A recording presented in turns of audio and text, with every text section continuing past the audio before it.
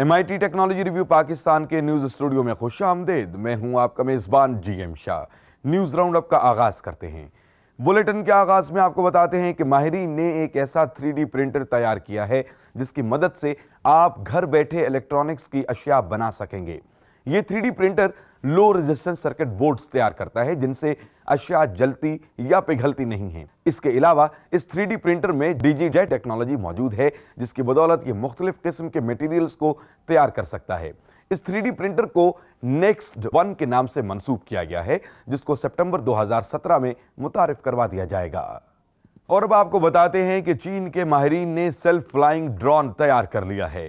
ये ड्रोन मुकम्मल तौर पर खुदकार है जो एक आदमी को ले जाने की सलाहियत रखता है। इस ड्रोन की रफ्तार 60 मील फी घंटा है और ये 10 मील तक उड़ सकता है। इस रोबोट को EHang 184 के नाम से मंसूब किया गया है और इसकी कीमत 3 करोड़ 18 लाख रुपए बताई जा रही है।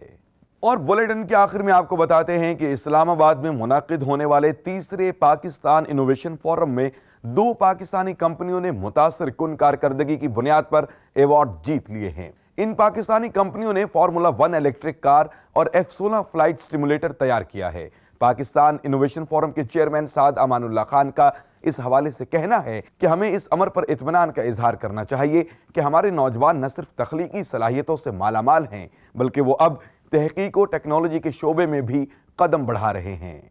इसके साथ ही MIT टेक्नोलॉजी रिव्यू पाकिस्तान के न्यूज स्टूडियो से अपने मेजबान GM शाह को इजाजत दीजिए। अल्लाह ने के बान।